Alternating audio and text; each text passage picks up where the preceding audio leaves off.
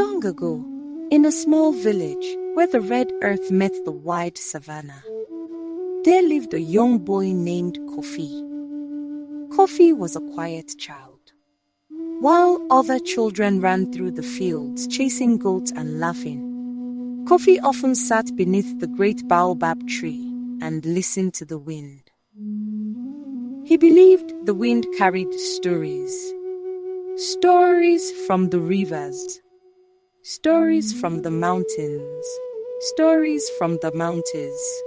But one night, Kofi heard something different. He heard Africa crying. It was late in the night.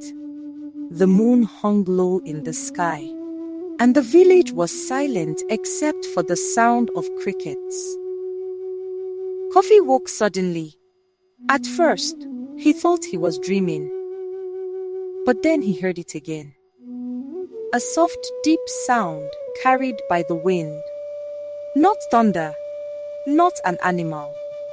It sounded like a long, sad cry. Kofi stepped outside his family's hut and looked across the dark land. "Who is crying?" he whispered.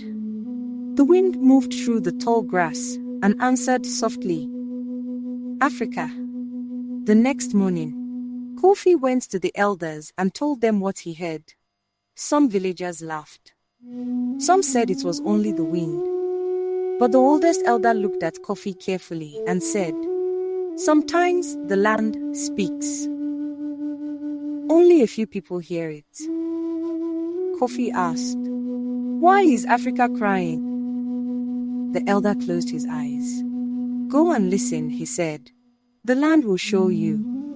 So Kofi began a journey across the land. First, Kofi walked to the river. Once it had been wide and full of fish, but now the water was low. The river whispered, "People take from me but forget to protect me." Then Kofi walked into the forest. He saw many trees cut down, leaving empty spaces where birds once lived. The forest sighed. "They forget that we give them air to breathe." Then Kofi climbed a hill and looked across the land. He saw villages where people argued, forgot their traditions, and ignored the wisdom of their elders. The wind carried a soft voice across the land. Africa cries when her children forget who they are. Kofi returned to his village.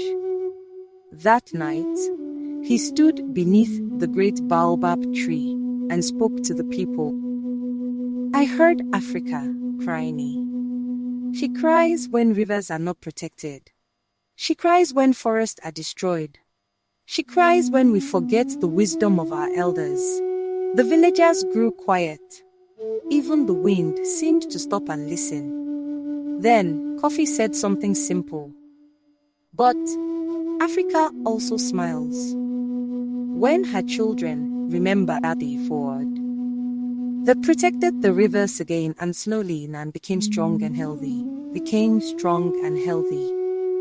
Sometimes, when the wind moves gently through the tall grass at night, the elders say you can still hear the voice of Africa. But now it does not sound like crying. It sounds like a song. Moral of the story: the land speaks to those who listen. When people care for their land, their traditions, and each other, the heart of Africa becomes strong again.